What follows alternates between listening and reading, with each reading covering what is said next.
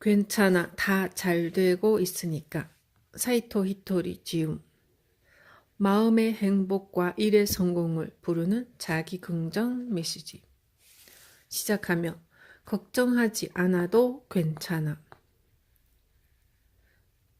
세상 사람을 크게 나누면 괜찮은 사람과 괜찮지 않은 사람으로 나뉩니다. 어째서 괜찮은 사람과 괜찮지 않은 사람이 존재할까요? 괜찮지 않은 사람은 괜찮다는 의미를 알지 못하기 때문입니다.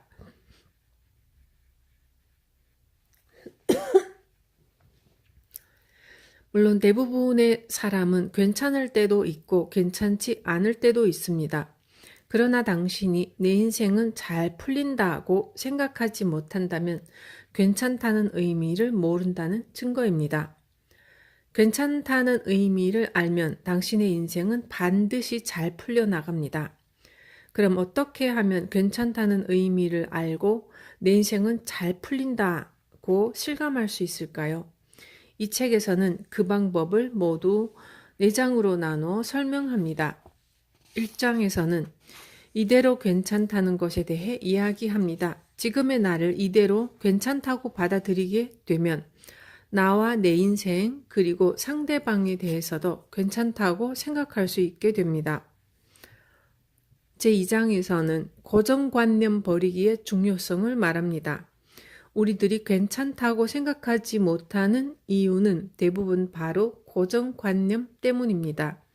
그리고 제3장에서는 세상의 법칙에 대해 설명합니다. 이 법칙에 대한 이야기는 좀처럼 이해하기 힘들지도 모릅니다. 하지만 일단 받아들이게 되면 괜찮다는 의미를 알게 될 뿐 아니라 자신의 인생을 100% 컨트롤할 수 있게 됩니다.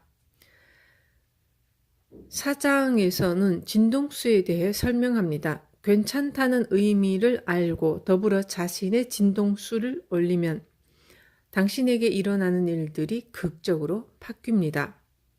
마지막으로 5장에서는 진동수를 활용해서 행복과 풍요로움을 유지하는 방법을 설명합니다. 이 책을 통해 제가 전하고 싶은 것은 바로 괜찮아, 다 잘 되고 있으니까 라는 말입니다. 이 말이 한 명이라도 더 많은 사람의 마음에 전해질 수 있기를 바랍니다. 사이토 히토리. 제1장 지금 이대로 괜찮다. 괜찮다고 생각하지 못하는 것이 불행이다. 이 세상에서 가장 불행한 사람은 자신이 괜찮다고 생각하지 못하는 사람입니다. 자신에게 괜찮아 라고 말해줄 수 있는 사람이 주위에 한 명도 없을 때는 더욱 불행합니다. 인간은 원래 모두 괜찮은 존재로 만들어졌습니다. 학교 성적이 나쁜 사람도 운동회에서 꼴찌인 사람도 그대로 행복해질 수 있도록 태어났습니다. 그런데 산수를 못하면 안 돼 라든가 운동신경이 둔하네 라는 말을 듣게 되면서 스스로를 괜찮지 않다고 여기게 되죠. 저는 아직 한참 멀었습니다 라는 자세로 살아가는 사람을 겸허하다고 하는데 겸허란 자신만만한 사람이 자신을 내세우지 않는다는 뜻입니다. 자신 없는 사람이 자신을 낮추는 것은 겸허가 아니라 비굴함입니다. 겸허하게 사는 사람과 비굴하게 사는 사람은 삶의 결과에 차이가 생깁니다. 그와 마찬가지로 괜찮다고 생각하며 사는 사람과 괜찮지 않다고 생각하며 사는 사람은 인생이 전혀 다르게 전개됩니다. 식당에서 덮밥 3개요 라고 주문하면 덮밥이 3그릇 나옵니다. 이렇게 많이 못 먹어요 라고 말하고 싶어도 당신이 주문했으니 그 값을 치러야 하는 사람도 당신입니다. 마찬가지로 하늘을 향해 괜찮지 않아 라고 말하면 괜찮지 않은 일이 따라옵니다. 그러므로 우선은 자신이 괜찮다는 사실을 아는 것, 그리고 주변 사람에게도 괜찮아 라고 말해주는 것이 중요합니다. 갓 태어난 아이들은 모두 괜찮다고 생각하며 세상에 첫 발을 내딛습니다. 그리고 부모도 건강하게 태어난 것만으로도 행복하다고 여기죠. 그런데 이것도 못해? 라든지 이게 안 되면 어떡해? 라는 말을 하며 키우면 그 아이는 점점 스스로를 그리고 자신의 인생을 믿지 못하게 됩니다. 그러므로 부모가 아이에게 최우선으로 해주어야 할 말은 넌 지금 그대로 괜찮아 라는 말입니다. 지금부터 자신이 괜찮다는 사실을 받아들이세요. 그리고 소중한 사람에게 괜찮아 라고 말하기 시작합니다. 너 요새 어때? 나야 괜찮지. 쉽게 질리는 성격은 재능이다. 괜찮다고 생각하지 못하는 이유는 자신에게 결점이 있다고 여기기 때문입니다. 예를 들어 저는 쉽게 질리는 성격입니다. 세상 사람들은 이런 성격을 결점이라고 생각할지도 모르지만 저는 재능으로 여깁니다. 많은 사람이 여러 재능을 산더미처럼 갖고 있는데도 제대로 발휘하지 못한 채 살아갑니다. 학창시절에 선생님이 수업 시간에 떠드는 저에게 너는 말이 많아서 안 돼 라고 했지만 저는 그 수다 기질 덕에 인생이 잘 풀렸습니다. 그리고 저의 그 수다를 듣고 도움이 되었습니다 라든지 덕분에 살았습니다 라고 하는 사람도 많습니다. 선생님이나 부모님이 안 돼 라고 하는 이유는 그 재능을 살리는 법을 모르기 때문입니다. 누군가에게 안 돼 라는 말을 들으면 대부분의 사람이 그것을 고치려고 하는데 재능은 고칠 수 없습니다. 그래서 결과적으로 재능을 억누르게 되죠. 항상 억누르고 있으면 언젠가 어디선가 폭발하고 맙니다. 자신의 에너지 자체를 떨어뜨려서 폭발을 막으려고도 합니다. 이렇게 되면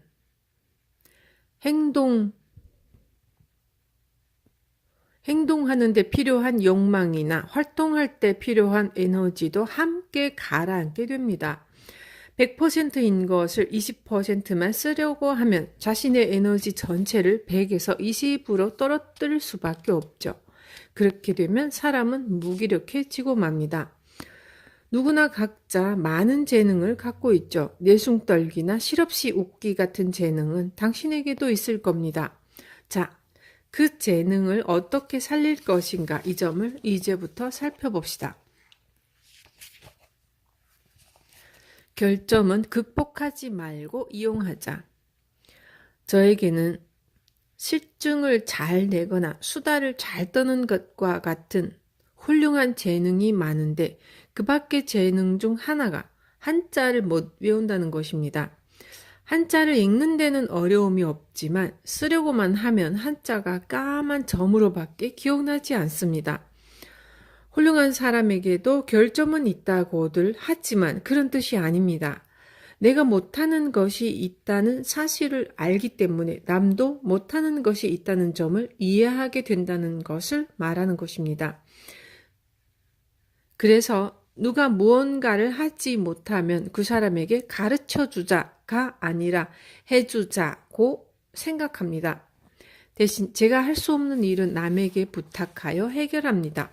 할 수 있는 일은 흔쾌히 받아들이고 할 수 없는 일은 부담 없이 부탁합니다. 내가 못하는 것이 있다는 사실을 알면 남에게 노력해 라고 말하지 않게 됩니다. 노력해도 안 할 수 없는 일이 있다는 사실을 알기 때문이죠. 다른 사람은 못하지만 내가 할 수 있는 일은 대신 해주면 됩니다. 저에게 한자 외우기는 남에게 아무리 배워도 스스로 아무리 노력해도 도저히 할 수 없는 일입니다. 이렇게 불가능한 일을 저는 재능으로 여깁니다. 하지만 많은 사람은 이를 재능이라고 생각하지 않습니다. 게다가 자신이나 주변 사람이 할 수 있으면 누구나 노력으로 가능하다고 단정을 짓습니다. 또 자신이 할 수 없는 것은 재능이 아니라 최대 단점이나 결점으로 여기고 극복하려고 노력하죠. 내가 할 수 없는 것은 극복할 필요가 없습니다. 극복하지 말고 이용하는 법을 생각해내면 됩니다. 한자를 모르면 한자 사전을 찾거나 옆 사람에게 물으면 해결됩니다. 이런 식으로 내가 할 수 있는 일은 해주고 할 수 없는 일은 부탁해서 해결하면 나의 장점도 잘 보이는 동시에 남의 장점도 잘 알게 됩니다. 그러므로 나 자신에게 더 온화해지고 남도 더 잘 이해할 수 있습니다. 결점은 극복하는 것이 아니라 이용하는 겁니다. 절대 스트레스 받지 마세요. 할 수 없는 일은 남에게 부탁하면 되니까요. 너 이거 잘하니? 나는 정말 재주가 없어. 도와줘. 이렇게 하면 됩니다. 보물은 쓰레기 안에 숨어 있다. 어느 회사를 가도 적응하지 못했다라고 말하는 사람이 독립하여 자신의 회사를 차리고 엄청난 성공을 거두는 경우가 있습니다. 그러므로 어느 회사를 가도 적응을 못한다는 것 역시 재능입니다. 당신이 재능이 아니다라고 생각하는 것에 실은 대단한 재능이 숨어 있습니다. 이런 사실을 깨달으면 눈앞에 있는 보물섬의 존재를 알게 됩니다. 저의 제자가 된 사람들도 회사 경영을 시작할 때 부모나 형제들로부터 경영자는 아무나 되는 줄 알아 라는 말을 들었다고 합니다. 하지만 결국 훌륭한 경영자가 되어 지역에서 발표하는 고액 납세자 명단에 실릴 정도로 이익을 낼 수 있게 되었죠. 자신의 재능을 잘 살렸기 때문입니다. 그들이 가진 재능은 다른 사람들이 보면 쓰레기처럼 보일지도 모르지만 제가 보기에는 보물입니다. 그래서 주위 사람들에게 이런 건 고쳐라든지 그런 건 관둬라는 말을 들은 사람에게 저는 괜찮아요 혹은 지금 그대로 좋아요 라고 말해줍니다. 즉 자신의 재능에 눈뜨게 하고 그 재능을 살리는 법을 가르쳐주는 것이 중요합니다. 다만 칼의 손잡이가 아닌 칼날을 쥐면 손이 베이듯이 재능을 잘못 살리면 그 사람을 다치게 할 수 있습니다. 예를 들어 급한 성미를 못 이겨 남을 닥달하면 상대방의 마음에 상처를 줍니다. 이런 점에만 주의를 기울인다면 급한 성질을 잘 활용하여 일을 빨리 처리할 수 있습니다. 저도 성미가 급하기 때문에 주위에서 제가 일하는 모습을 본 적이 없을 정도로 순식간에 일을 합니다. 게다가 매우 빨리 실증을 내기 때문에 바로바로 다른 아이디어를 냅니다. 이렇게 급한 성미와 실증을 잘 내는 성격이 재능이 될 수 있듯이 근면 한 뿐만 아니라 게으름 피우고 싶다는 생각도 재능이 될 수 있습니다. 즉 있는 그대로 괜찮습니다. 지금 그대로의 자신에게 눈을 뜨고 그 모습 그대로 잘 살리는 법을 찾아내면 그것으로 충분합니다. 누구나 보물섬을 갖고 있습니다. 대부분 깨닫지 못하고 활용 방법을 모르는 것뿐이죠.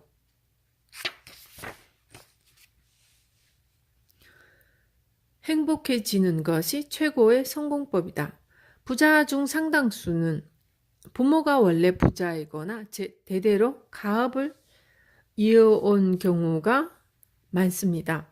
그 중에는 밑바닥부터 시작해서 부자가 된 사람도 있지만 그런 사람의 비율은 1000명 중 1명 정도에 불과합니다. 이런 성공을 거두기 위해 1000명 가운데 1명에게 나올까 말까 한 지혜와 용기를 내겠습니까? 라고 물으면 대개의 사람은 그렇게 하지 못합니다. 지혜나 용기를 내지 못하는 것 역시 재능입니다. 따라서 그런 사람은 회사라는 울타리 안에서 열심히 일하고 월급 범위 안에서 인생을 즐기면 됩니다. 그런 사람에게 이렇게 하면 부자가 될 수 있어 라든가 이걸 하면 돼 라고 말한들 어차피 그 사람에게는 불가능한 일이고 할 필요도 없습니다. 성공한 사람이 책을 써서 이렇게 하면 성공할 수 있다고 이야기하지만 그 사람이니까 가능한 성공법일 뿐입니다.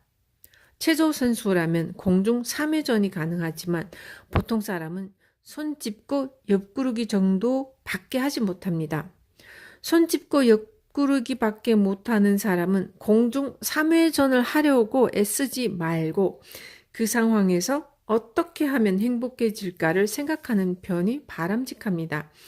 지금 걸어가고 있는 길을 행복하게 걷는 것이야말로 가장 훌륭한 성공법이며 그 사람에게 가장 행복한 길입니다. 특별한 일을 할 수 있는 사람이 있는가 하면 할 수 없는 사람도 있습니다. 이 사실을 아는 것이 진정한 유심론입니다. 경트럭은 연비가 좋고 좁은 길도 잘 다니므로 매우 편리합니다. 하지만 10톤 트럭과 비교하면 화물을 10분의 1 정도밖에 싣지 못합니다. 페라리는 사람도 짐도 많이 실을 수 없지만 속도의 상징으로 불릴 만큼 엄청나게 빠릅니다. 즉, 경트럭과 페라리는 아예 비교 대상조차 되지 않죠. 아무리 경트럭에게 페라리 이야기를 한들 경트럭은 페라리가 될 수 없고 될 필요도 없습니다. 경트럭에게는 경트럭의 장점이, 페라리에게는 페라리의 장점이 있습니다. 진정한 유심론이란 자신이 할 수 있는 바를 아는 것입니다. 다른 누군가나 무언가를 흉내내서는 행복해질 수 없습니다. 가장 훌륭한 성공법은 살면서 점점 더 행복해지는 겁니다. 지혜와 용기가 없어도 행복할 수 있다.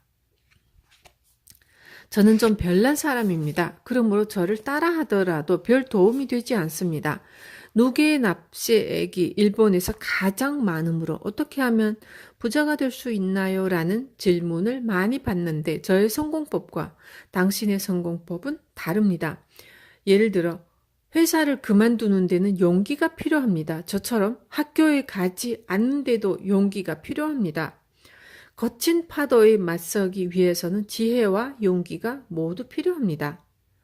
지혜만 갖고 바다에 나가서도 안 되고 용기만으로 덤비는 것도 절대로 무모합니다. 지혜도 용기도 없다면 어쩔 도리 없이 바다에 나가서는 안 됩니다. 그럼 지혜도 용기도 없는 사람은 행복해질 수 없을까요? 그렇지는 않습니다. 있는 범위 안에서 행복을 찾으면 됩니다. 이렇게 하면 부자가 된다는 부자론과 유심론은 완전히 다른 이야기입니다. 우체국 국장보다 행복한 우편 배달부는 존재합니다. 이처럼 출세 여부와 관련 없이 행복해질 수 있다는 것이 유심론입니다. 부자가 된다고 해서 반드시 행복하다고 할 수도 없습니다. 사업에서 성공해도 직원이나 주변 사람들의 미움을 받는 사람이 있습니다. 성공한 사람은 성공한 사람의 행복해지는 방법이 있고 셀러리맨의 나름의 행복해지는 방법이 있는 것입니다. 지금 손안에 있는 것만으로 얼마만큼 행복해질 수 있나요? 반드시 무언가가 있어야만 행복을 얻는 것은 아닙니다. 자기 나름대로 행복해지는 방법이 있다는 것을 받아들이세요. 괜찮다고 인정해야 성장할 수 있습니다.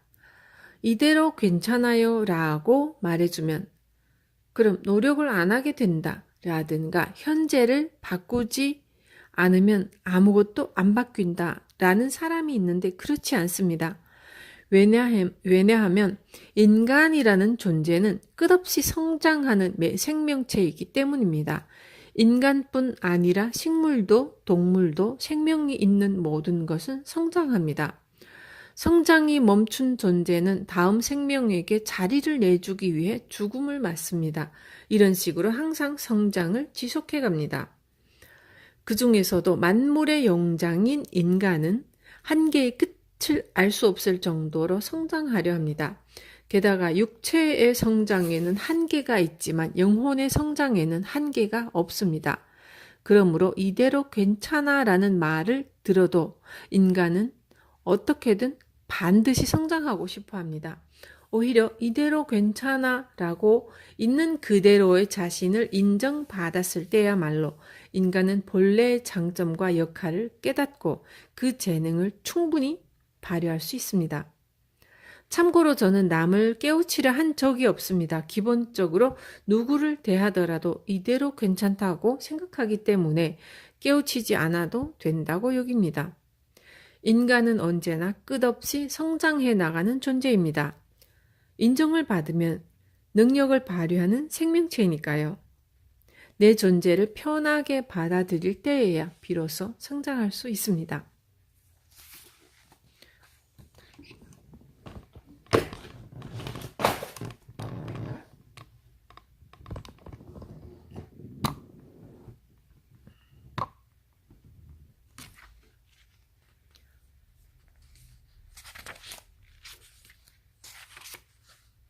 제2장 잘 풀리는 사람들은 편하게 생각한다. 욕망해도 괜찮다.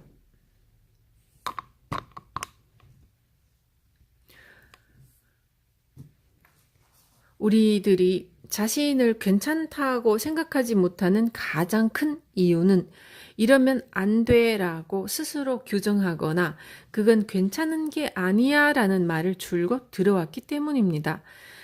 그런 고정관념 중 하나가 사리사욕이 있어서는 안 된다는 것입니다.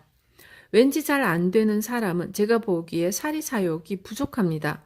물론 사리사욕을 갖지 않아야 일이 제대로 돌아가는 경우도 있습니다. 예를 들어 장관이나 공무원의 업무는 공정해야 합니다. 국민의 세금을 운용하는 업무를 위임받아 수행하기 때문이죠. 하지만 장사나 사업을 하는 사람은 자신이 하고 싶은 것, 추구하는 목적, 원하는 욕망을 이루기 위해 일합니다. 거기서 한 걸음 더 나아가 좀 더 가치 있는 성공을 거두고 싶다는 꿈을 꾸면 자연과 세상을 생각하고 인류 전체를 고려하게 되죠. 그런데 처음부터 사리사욕을 억누르면 의욕이 꺾이고 일을 해나가는 데 필요한 원동력도 생기지 않습니다.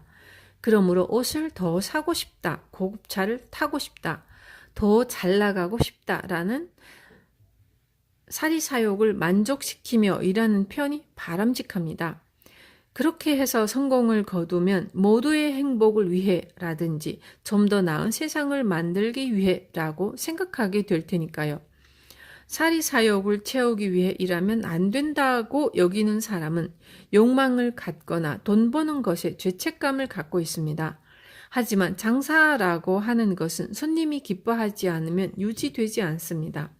많은 사람에게 기쁨을 주어야 잘 팔리고 많이 팔려야만 이익이 남습니다. 그렇게 해서 장사가 잘 되면 돈이 모입니다. 돈을 벌면 사람을 고용할 수 있고 세금도 낼 수 있습니다. 따라서 아무 문제도 되지 않습니다. 그런데도 부자는 나쁜 놈이라고 멋대로 단정을 짓는 사람이 있습니다. 분명 나쁜 부자도 있겠지만 모든 부자가 나쁘지는 않습니다. 사리사욕만 채우고 상대방이나 주위를 전혀 개의치 않는 것은 바람직하지 않죠. 하지만 사리사욕을 만족시키는 동시에 상대방이나 주변 사람을 존중할 수도 있습니다. 행복과 성공은 결국 서로 상생하지 않으면 제대로 이룰 수 없습니다. 욕망을 좋은 방향으로 사용하세요. 가치 있는 성공을 바라면 자연과 주변 사람, 나아가 세상을 위해 움직일 수 있게 됩니다. 하지만 그 출발은 사리사욕부터 시작해도 괜찮습니다.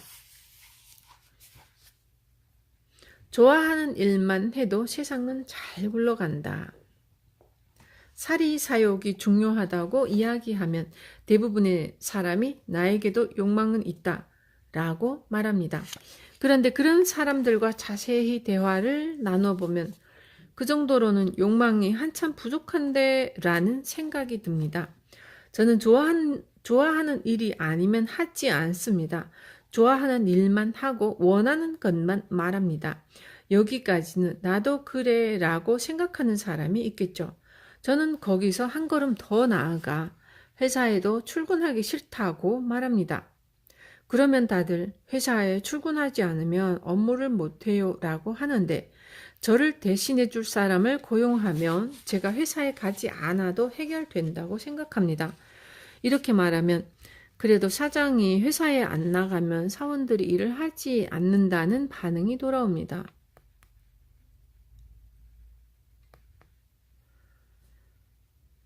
그러나 저는 부지런한 사원을 고용하면 사장이 회사에 나가지 않아도 업무를 빈틈없이 처리해 준다고 믿습니다. 그렇게 내 사정에 맞게 일해주는 사람은 없다라고 할지 모르지만 실제로 제가 사무실에 나가지 않아도 우리 회사 사람들은 모두 열심히 일합니다. 어떤 일이든 주인이 보든 안 보든 그 일을 아주 좋아하는 사람이 있기 마련입니다. 예를 들어 벼농사도 지금은 기계화 덕분에 몇십 명이 할 일을 혼자 할 수 있습니다. 그러므로 몇십 명 중에 한 명 벼농사를 좋아하는 사람이 있으면 그 나라의 벼농사가 유지됩니다. 모두 자기가 좋아하는 일만 하면 세상이 엉망진창이 된다라고 하지만 그렇지 않습니다. 또 많은 사람이 좋아하는 일을 하기 위해서는 뭔가를 희생해야 한다는 선입견을 갖고 있습니다.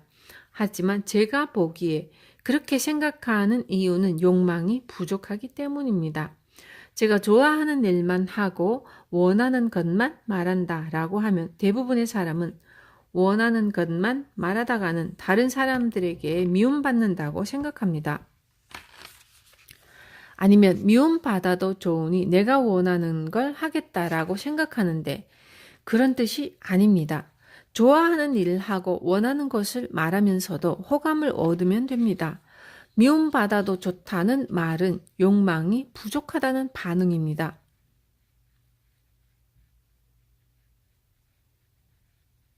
반증입니다. 반증. 반응 아니고 반증입니다.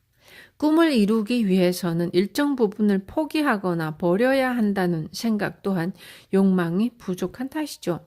2마리 토끼를 쫓다가 1마리도 못 잡는다고 생각할 수도 있지만 일석이조나 일거양득 더 나아가 일망타진이라는 말도 있다는 뜻입니다. 자기 욕망부터 철저하게 탐구해 보십시오. 원하는 일은 누구나 기분 좋게 할 수 있으니까요. 재능 컨트롤만 잘하면 잘 풀린다. 용기 없는 사람이 나도 노력해서 용기를 내자고 해도 대개는 평범한 수준에 그칠 뿐 보통 그 이상의 용기를 낼 수 없습니다. 그러므로 남을 따라하려 하지 말고 내 재능을 살리는 방법으로 생각하는 것이 바람직합니다.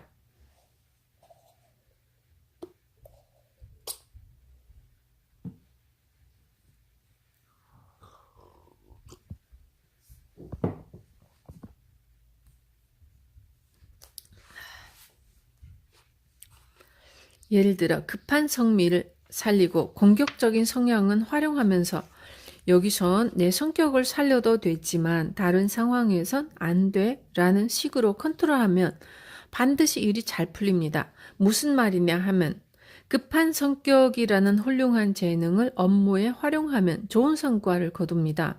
그런데 업무가 바쁠 때는 그 재능을 자칫 일이 아닌 사람을 향해 내비치는 경우가 있습니다. 급한 성격으로 남에게 상처를 주면 업무에 쏟아붓는 자신의 재능도 단지 결점에 그치고 맙니다. 일본 전국시대의 3대 영웅 중 한 명인 오다 노부나가 역시 급한 성미와 공격적인 성향을 일하는 데만 활용했으면 좋았을 것입니다. 최측근인 아케치 미스히데에게 장하다, 이 모든 게 열심히 하는 내 덕분이야 라고 말해주었다면 아케치도 기꺼이 충성을 다하고 천하통일 직전에 배신하지 않았겠죠. 다시 말해 오다 노부나가가 자신의 성격을 컨트롤하며 제대로 활용했다면 주변의 호감을 얻어 대업을 완성할 수 있었을 것입니다. 하고 싶은 말을 다 하고 원하는 일을 하면서도 남들에게 호감받는 인간이 되려면 자신의 재능을 잘 알고 적재적소에서 살릴 수 있어야 합니다. 내 재능을 확실하게 이해하며 살릴 수 있습니다. 그것을 능숙하게 컨트롤하는 법을 생각한다면 말이죠. 아랫사람을 지지해주는 사람이 된다. 재능도 있고 또한 노력 또한 아끼지 않는 사람은 자신처럼 재능과 노력을 겸비한 사람을 좋아합니다. 그리고 재능도 없고 노력도 하지 않는 사람을 보면 화를 냅니다. 이런 사람은 남들 모두 자신과 같다고 생각하는 경향이 있습니다. 특히 다른 사람이 자신과 비슷하게 하지 못하는 것을 좀처럼 이해하지 못하죠. 그래서 무심코 왜 말한 대로 못하는 거야? 라든가 왜 그게 안 돼? 라고 말해버립니다. 리더나 윗자리에 앉은 사람 곁에는 반드시 그 사람을 지지해주는 사람이 있습니다. 혼자서는 결코 일을 해나갈 수 없죠. 누군가를 지지해주는 사람이란 예를 들어 인간 가마를 만들 때 팔을 엇갈려 잡아서 토대를 만드는 사람이죠. 주목받는 이는 가마에 탄 사람이지만 밑에서 지탱해주는 사람이 있기에 비로소 안전이 보장됩니다. 그런데 윗사람이 아랫사람에게 욕을 하거나 결점만 줄곧 지적하면 지탱해주는 사람들이 도망가 버려서 가마의 토대가 사라집니다. 윗사람은 결국 높은 곳에서 떨어지고 말겠죠. 잘 나가는 헤어스타일리스트를 예로 들자면 재능이 있고 그 자리에 올라가기까지 엄청난 노력을 했으므로 모두 자신처럼 해야 한다고 생각하기 쉽습니다. 그래서 자신처럼 하지 못하는 사람을 보면 화를 내거나 야단을 치고 맙니다. 하지만 계속 혼내기만 한다면 어느 날 가게에 나갔을 때 일할 사람이 아무도 없는 상황에 직면하죠. 미용실 일이란 예약을 받는 사람이 있고 머리를 감겨주는 사람이 있고 정리정돈을 해주는 사람이 있어야 수월하게 돌아가는 것입니다. 줄곧 위만 바라보고 있으면 이런 간단한 순리조차 모른 채 살아가게 됩니다. 월급 주니까 당연히 해야지 라든가 이런 것쯤은 말 안 해도 좀 해라가 아니라 수고 많았어, 고마워, 잘했네 라고 감사를 표현해야 합니다. 그러면 일하는 사람도 저렇게 실력 있는 사람이 나에게도 고맙다고 해주네 라고 기뻐합니다. 누구나 타인으로부터 존중받고 싶어 한다는 사실을 어느 자리에 있든지 잊어서는 안 됩니다. 당신이 하는 일이 요새 어떻게 진행되고 있나요? 윗자리에 있는 사람일수록 제대로 잘 파악해야 합니다. 내 욕망부터 구해야 세상을 구할 수 있다. 괴로운 일이나 힘든 일을 극복하면 행복이 기다리고 있다. 싫은 일도 열심히 하면 행복이 찾아온다. 이런 말들 역시 고정관념입니다. 모두들 궁핍하던 시절에 많이 하던 말이죠. 예전에는 나라 전체가 가난했으므로 누구도 풍요롭게 살지 못했습니다. 따라서 여러 고난을 견뎌내기 위해 이런 말을 한 것입니다. 하지만 지금 우리가 살고 있는 세상은 풍족해졌고 애써 괴로운 일이나 힘든 일을 극복하지 않아도 행복해질 수 있는 시대가 되었습니다. 예전에는 직업도 고를 수 없었고 원하는 바를 손에 넣는 것 역시 하늘의 별 따기였지만 지금은 일도 골라서 할 수 있고 돈을 모으면 무엇이든 살 수 있습니다. 그러므로 단지 먹고 살기 위해 일을 하는 것이 아니라 자동차를 사기 위해 집을 사고 싶어서 혹은 난 이렇게 될 거야 같은 욕망을 달성하기 위한 수단으로 일을 바라봅니다. 오다 노부나가도 도쿠가와 이에야스도 진시 황제도 세상을 위해 사람을 위해 라고 했지만 결국은 자신의 욕망을 달성하기 위해 천하를 통일하려 했던 것입니다. 우리들이 사리사욕을 갖고 일해도 세상은 잘 굴러가게 되어 있습니다. 많이 벌면 세금을 많이 내고 그것이 결과적으로 세상을 위해, 사람을 위해 쓰이게 됩니다. 물론 법을 위반하면서 돈을 벌면 안 되겠죠. 일주일에 한 번 낚시 가는 게 즐거움이지. 일 끝나고 한잔하는 게 낙이야. 라는 것 역시 나름의 욕망입니다. 이런 욕망이 원동력이 되어 소망이 이루어지죠. 인간은 욕망을 쫓아야 병들지 않고 이를 지속할 마음이 생깁니다. 욕망이 없는 사람이 회사를 그만둡니다.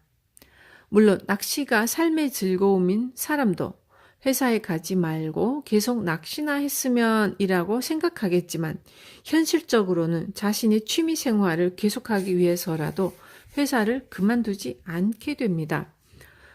더불어 낚시할 때처럼 업무에도 몰두한다면 그 업무가 반드시 누군가에게 도움이 됩니다.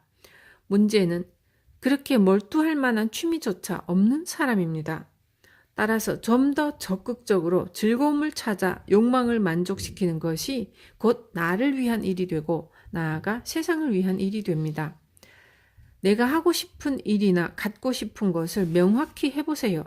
그러면 일에도 취미에도 바람직한 균형이 잡힙니다. 욕망이 원동력이 되어 소망이 이루어지니까요. 놀러 가기 위해서 열심히 일한다. 괜찮구나 라는 사실을 알고 받아들일 수 있게 되면서 갑자기 자신의 재능에 눈을 뜨는 사람이 많습니다. 그렇게 되면 재능을 살리는 법도 깨닫게 되고 가능성이 무한대로 넓어지며 인생이 더 반짝반짝 빛나기 시작합니다. 일단 자신감이 생기면 그 다음에는 무엇이든 좋으니 하고 싶은 일이나 좋아하는 일 등 가슴이 두근거리는 미래를 생각해내고 그것이 실현될 수 있는 방법을 찾아 나갑니다. 하고 싶은 일이나 좋아하는 일을 하는 것은 마치 레몬즙에 설탕을 넣는 것과 같습니다. 시디신 레몬즙을 그대로 마시기 힘들지만 물이나 탄산수를 섞고 설탕을 넣으면 맛있는 레몬 주스가 되죠. 마찬가지로 인생에서도 무언가 즐거움을 발견하면 일도 취미도 열심히 하자고 생각하게 됩니다. 힘이 들더라도 쉬는 날에 즐거움이 기다리고 있으면 괴롭다는 생각이 줄어들죠. 내가 즐겁다고 생각할 수 있으면 됩니다.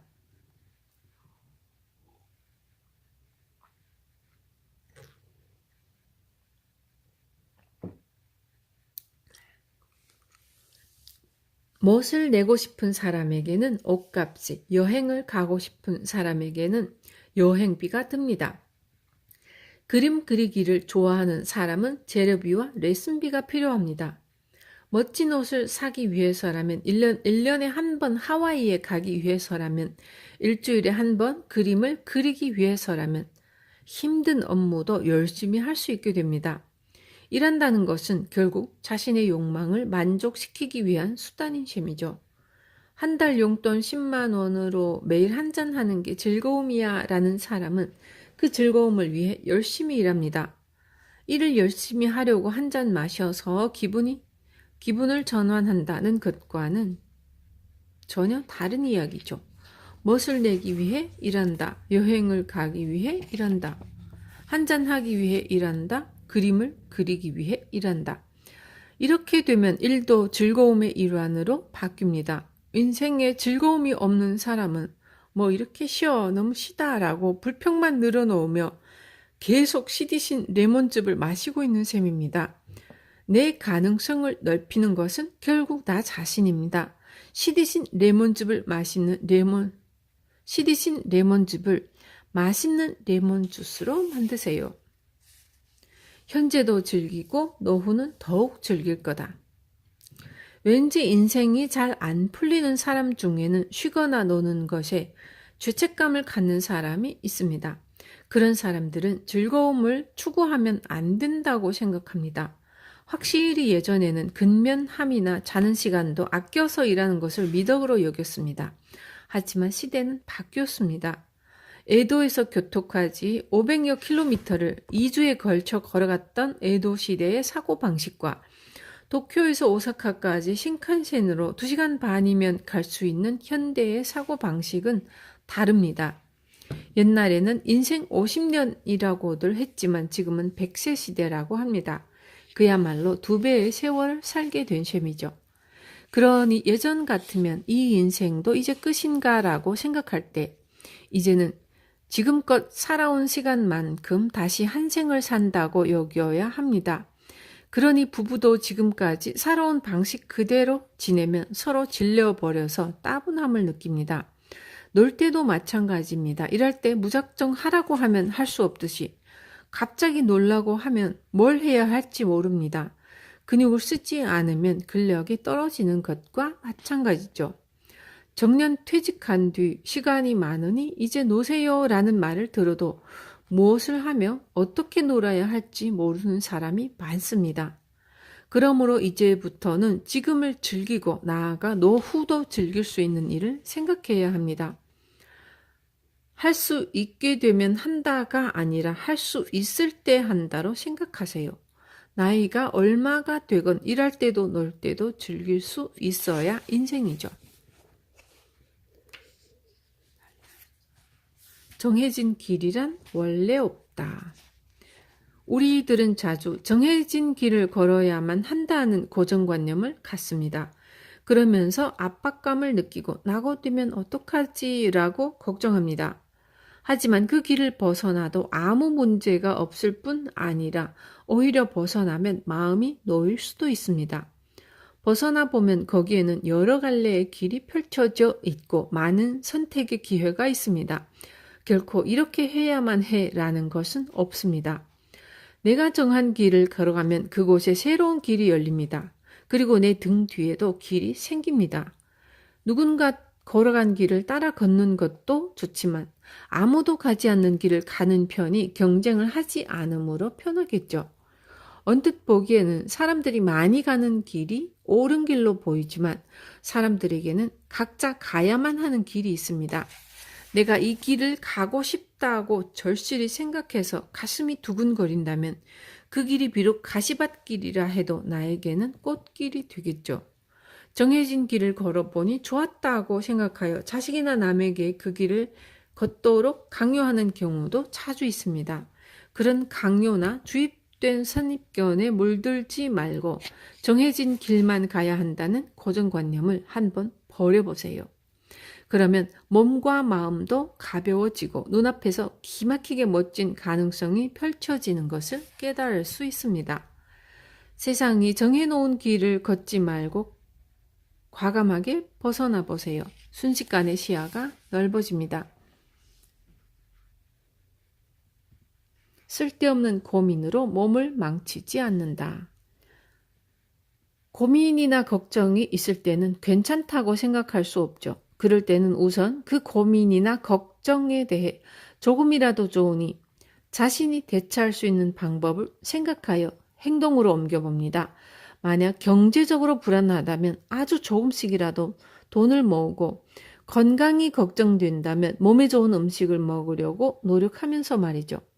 실제로 일어나지 않은 일에 대해 이것저것 고민하거나 걱정하는 사람이 있는데 이는 정말로 좋지 않은 습관입니다. 어떤 자동차든 아이들링을 자주 하면 망가집니다. 자동차의 엑셀은 엔진에 부하가 걸린 상태에서는 밟아도 괜찮지만 그렇지 않은 상태에서 계속 밟으면 엔진 자체가 망가지고 맙니다. 예를 들어 2톤을 실을 수 있는 차에 짐을 4톤을 실어도 달릴 수는 있습니다. 하지만 아무런 부하가 걸려 있지 않은 상태, 즉 기어가 중립인 상태에서 엑셀을 계속 밟으면 엔진이 고장나서 아예 달릴 수 없게 됩니다. 실제 일어나지도 않은 일을 상상해서 이 생각 저 생각으로 고민하는 일은 이런 상태와 같습니다. 당신의 눈앞에 바삭하게 튀긴 치킨이 놓여 있고 그것을 먹는다고 상상해 보세요. 어떻습니까? 실제로 먹지 않는데도 입안에 군침이 돌죠? 이처럼 생각은 반드시 몸에 영향을 미칩니다. 실제로 일어나지 않은 일로 불안해하면 몸에는 교감신경 작용을 촉진하는 뇌 호르몬이 분비되어 혈관이 수축되고 혈액순환이 나빠집니다. 동시에 근육도 경직되어 혈액순환에 좋지 않은 영향을 끼치죠. 혈액은 신체의 구석구석의 영양분을 나르고 노폐물을 갖고 돌아오는 작업을 합니다. 근육이 경직되면 이 작업이 불가능해집니다. 그래서 좋지 않은 곳이나 약한 곳에 독이 쌓이고 그것이 마침내 병의 원인이 됩니다. 인간의 신체는 원래 튼튼하게 만들어졌습니다. 먼 옛날 전쟁에서 혹독한 추위에 시달리며 잠도 못 잔 채 적군과 교전을 해도 대부분 그로 인해 병들지는 않습니다. 하지만 이렇게 튼튼한 신체도 이제 실제 일어나지도 않은 일로 계속해서 부하를 걸면 결국 망가지고 맙니다. 상상력을 좀 더 좋은 데 사용하면 어떨까요? 걱정이나 고민을 하기보다 내가 행복해지는 이미지를 그리며 지금 할 수 있는 일을 하는 편이 몸에도 좋고 마음도 편해집니다. 제3장 법칙을 알면 행복할 수 있다. 법칙을 알면 인생은 점점 바뀝니다. 우리가 사는 세상에는 절대적인 법칙이 있습니다. 이 절대불변의 법칙 덕분에 우리들은 주위에서 일어나는 다양한 일에 대해 괜찮다고 생각할 수 있죠. 예를 들어 만유인력의 법칙을 볼까요? 이 법칙은 지구가 땅 위에 있는 물건을 끌어당기며 우주 어디에서든 그 물체는 서로 끌어당긴다고 설명합니다. 우리들이 땅 위에 발을 딛고 생활할 수 있는 것도 이 법칙 덕분이죠. 만약 내일 만유인력의 법칙이 사라진다면 어떻게 될까라고 생각해보면 도저히 정상적으로 생활할 수 없다는 것을 깨닫게 됩니다. 우리들은 이미 각종 법칙을 알고 있습니다. 널리 알려진 법칙은 자연과학이나 물리학의 세계에서 발견되어 확산되었습니다. 그런 법칙들을 바탕으로 우리들은 여러 가지를 창조했고 많은 일을 예측할 수 있으며 내일이 온다는 사실을 확신하죠. 과학이나 물리만큼 어렵지는 않더라도 우리 주변에는 각양각색의 법칙이 있습니다. 이 장에서는 이 세상에 존재하는 여러 법칙 중 일부를 소개하겠습니다. 이 법칙들의 공통점은 우리의 존재 방식을 전한다는 것입니다. 이 법칙을 통해 우리에게 일어나는 일이 어떻게 영혼을 성장시키는지 배울 수 있습니다. 이 법칙을 알면 괜찮다는 것을 이해할 뿐 아니라 자신의 인생을 극적으로 바꿀 수 있습니다. 눈에는 안 보이지만 이 세상에 존재하는 여러 법칙을 익혀서 내 편으로 만들어 봅시다.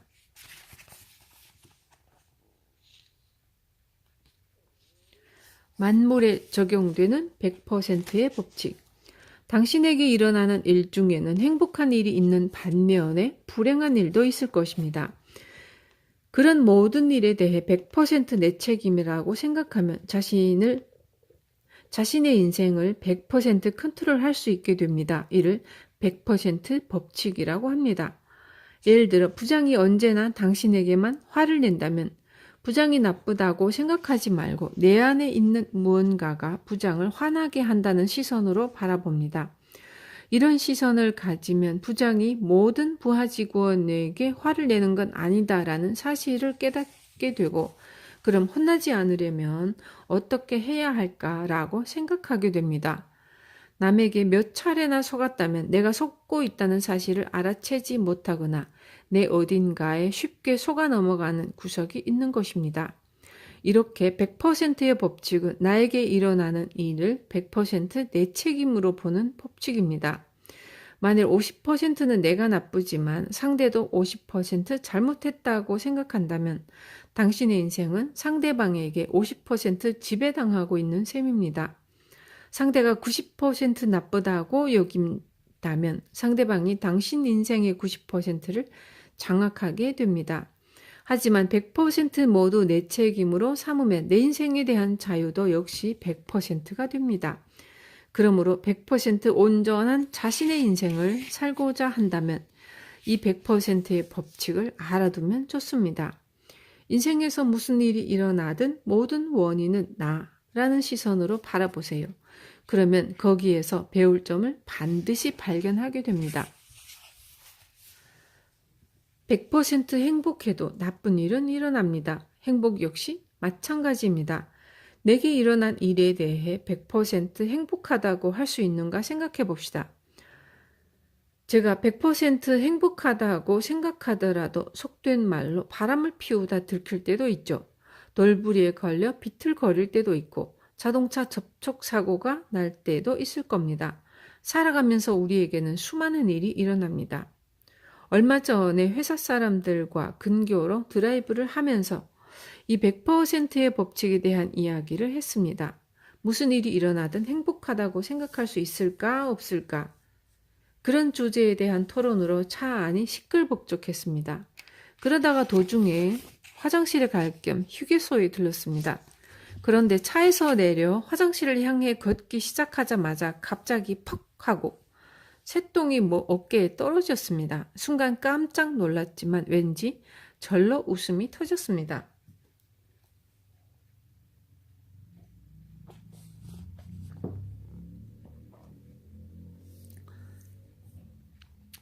항상 100% 행복하다고 생각하는 저에게도 이런 일은 일어납니다.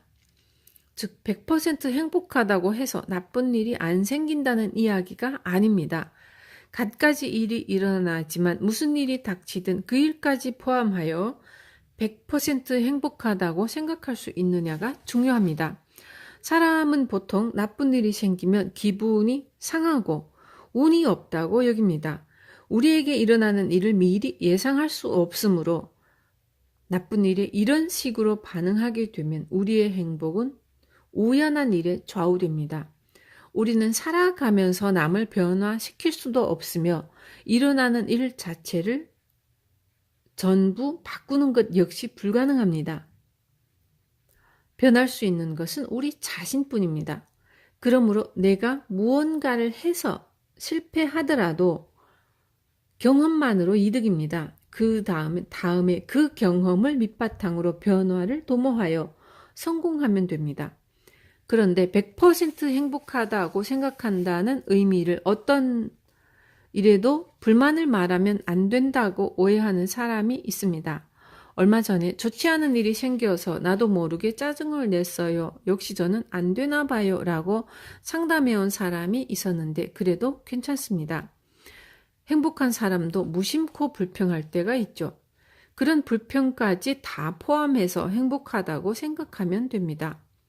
그러나 무슨 일에든 하나하나 트집 잡아 불평하는 사람은 그 버릇을 버리지 않는 한 행복해질 수 없다는 뜻입니다.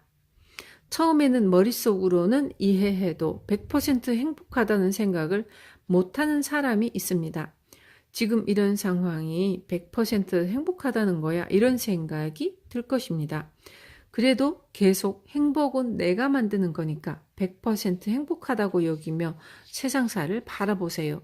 나에게 일어나는 일의 원인을 서서히 깨닫게 될 것입니다.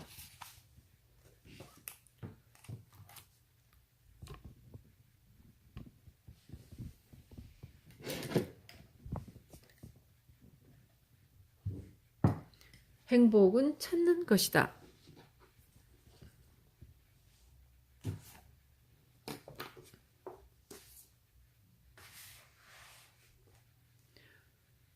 (100% 행복하다고 생각하는 사람은 행복을 잘 찾아냅니다. 간고등어 한 마리를 만드는데 엄청난 시간과 노력이 들어간다는 사실만 떠올려도 충분히 행복하구나라고 느끼며 먹을 수 있죠. 수도꼭지를 틀면 물이 나오는 것 역시 행복입니다.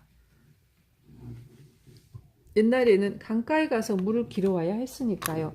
세계에는 기아로 고통받는 사람이 무려 8억여 명, 만성적인 영양실조에 시달리는 사람이 약 20억 명 있다고 합니다. 그리고 곳곳에 여전히 분쟁으로 신음하고 있으며 언제 총격전이 벌어질지 폭탄이 떨어질지 알 수 없는 상황에 처해 있습니다. 그에 비하면 우리들은 평화로운 나라에 살고 있어 행복하다. 살아있는 것만으로도 행복하다고 생각할 수 있습니다. 즉 행복이란 행복하다고 느낄 수 있는 감각이 발달되어 있느냐 아니냐에 달려 있습니다. 행복은 주어지는 것이 아니라 찾는 것입니다. 사소한 일에도 불행하다 불행해라고 말하는 사람이 있는데 행복한 사람이든 불행한 사람이든 일어나는 일에는 큰 차이가 없습니다. 하지만 행복하다고 생각하는 사람 곁에는 행복이 마치 자석처럼 저절로 찾아옵니다. 완전 무결한 행복은 어디에도 없습니다. 신도 행복을 주지는 않습니다. 단지 모두에게 행복의 씨앗을 줍니다. 성격을 보더라도 이 세상에 완벽한 사람은 없습니다. 누구나 결점은 한두 가지씩 있죠. 세세한 부분을 언급하지 않으면 모두 좋은 남자하고 좋은 여자입니다. 그런데 이런 점이 좋아진다면 라고 하든가 저런 부분을 고친다면 이라고 말하기 시작하면 한도 끝도 없습니다. 행복은 50점이나 60점이면 됩니다. 너무 완벽한 행복을 바라면 절대 행복해질 수 없습니다. 축구를 좋아하는 사람은 상대편 수비에 방해받는 것조차 재미있다고 느낍니다. 그러므로 인생을 방해하는 존재가 나타났을 때 더욱 흥미로워지겠군이라고 생각하면 그 사람의 인생은 더욱더 즐거워집니다. 사람은 누구나 엄청난 가능성을 품고 있습니다. 그 가능성을 축소하고 한계 지으려 하기 때문에 잘 안 풀리는 것입니다. 이래서 안 돼, 저러니까 안 돼 라고 말하고 나면 자기 자신이 점점 작아집니다. 좀 더 크고 대범하게 세상을 바라보아야 합니다. 반복해서 말하지만 무엇이 없기 때문에 불행한 것이 아니에요. 행복은 당신 마음속 감성과 반응으로 결정됩니다. 행복해야 일도 잘 풀린다. 행복을 잘 찾지 못하는 사람은 사업에서 성공하는 법을 찾는데도 서툽니다. 인생이 잘 풀리지 않는 사람은 행복도 성공도 찾는 것이라 여기지 못합니다. 주어지는 것이나 우연히 찾아드는 것으로 생각합니다. 기회 역시 오는 것이라고 생각하며 찾는 것만으로 여기지 않습니다. 평소에 찾는 습관이 결여되어 있는 것이죠.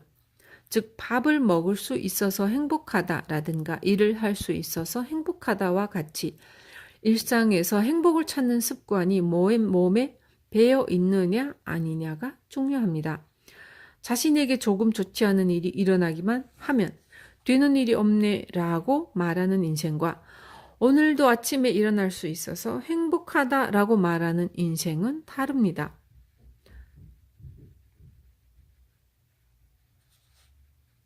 행복의 씨앗을 찾을 수 있는 사람은 사업 아이템도 잘 찾습니다.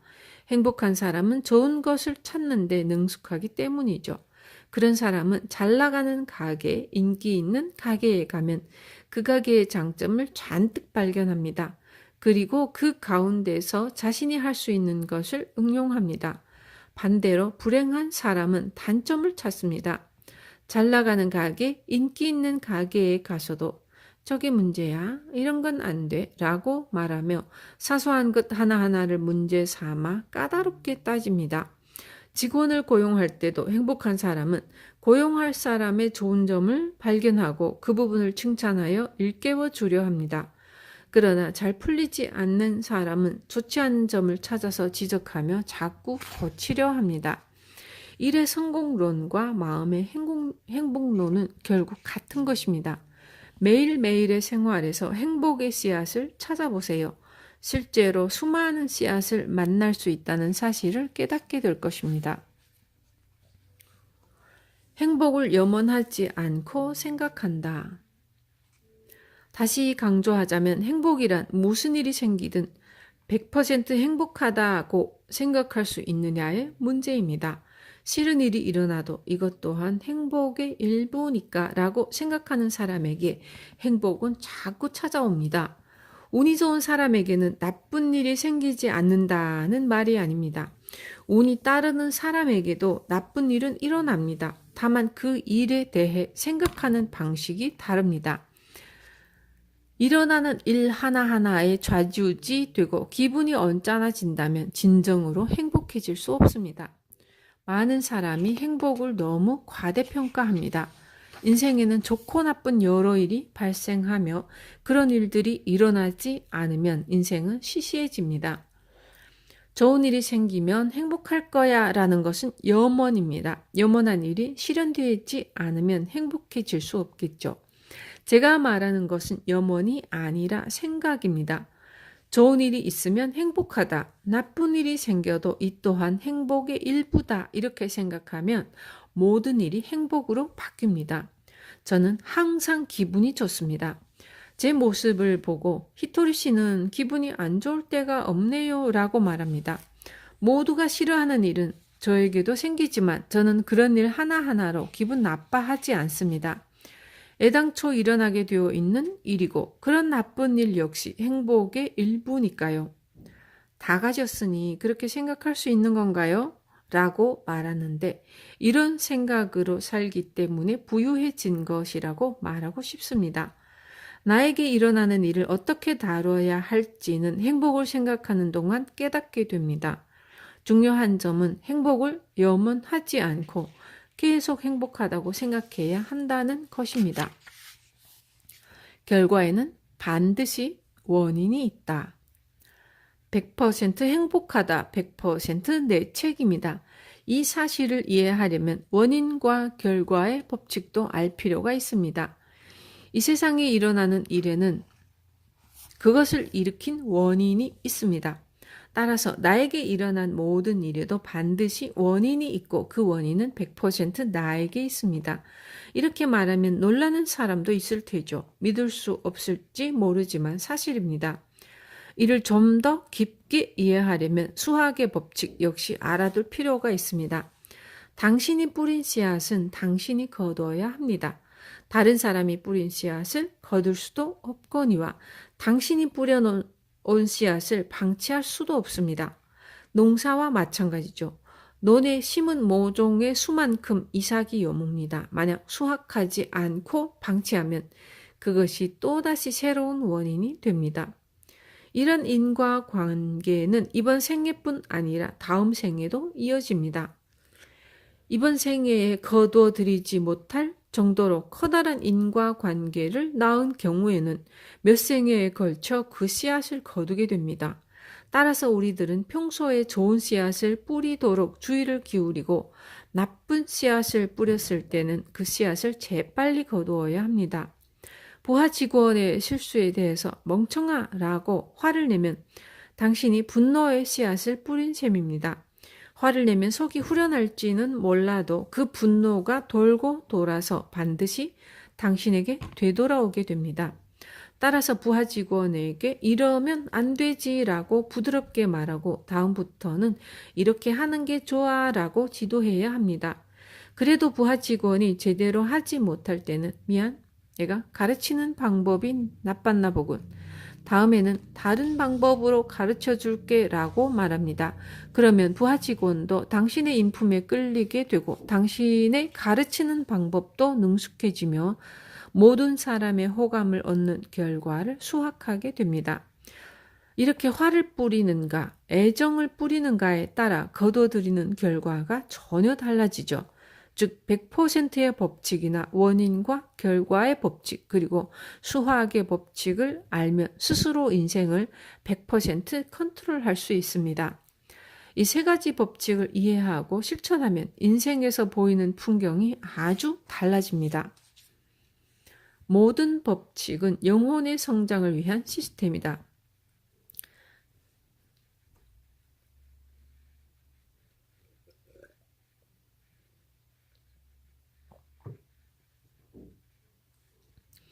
그렇다면 이런 법칙은 무엇을 위해 존재할까요? 한마디로 말하자면 영혼의 성장을 위해 존재합니다. 우리들의 영혼은 몇 번이고 새로 태어납니다. 그러면서 다양한 경험과 체험을 하고 영혼을 성장시켜 나갑니다. 우리들은 태어날 때 이번 생에서 어떤 경험과 체험으로 영혼을 성장시킬지 이미 얼추 정한 채로 세상에 나옵니다. 부모와 형제 그리고 우연히 만나는 사람 등 자신에게 알맞은 환경을 선택해서 태어나는 것입니다. 그러나 우리들은 태어남과 동시에 이번 생의 목적과 전생의 일 등 영혼의 기억을 쉽게 떠올리지 못하게 됩니다. 왜냐하면 그러는 편이 영혼의 성장에 도움이 되기 때문입니다. 하지만 그렇게 되면 목적지를 모른 채 길을 잃고 헤매게 되죠. 그리고 영혼의 어버이인 신은 여러 시스템을 만들었습니다. 앞에서 설명한 법칙들도 그중 하나입니다. 성격이나 호불호, 욕망 또한 신이 인간에게 붙여준 것입니다. 따라서 이런 것들을 부정하기보다 살리는 쪽으로 생각해야 인생이 잘 풀립니다. 그러나 인간은 종종 착각하거나 길을 잃습니다. 그때 신은 여러 방법으로 신호를 줍니다.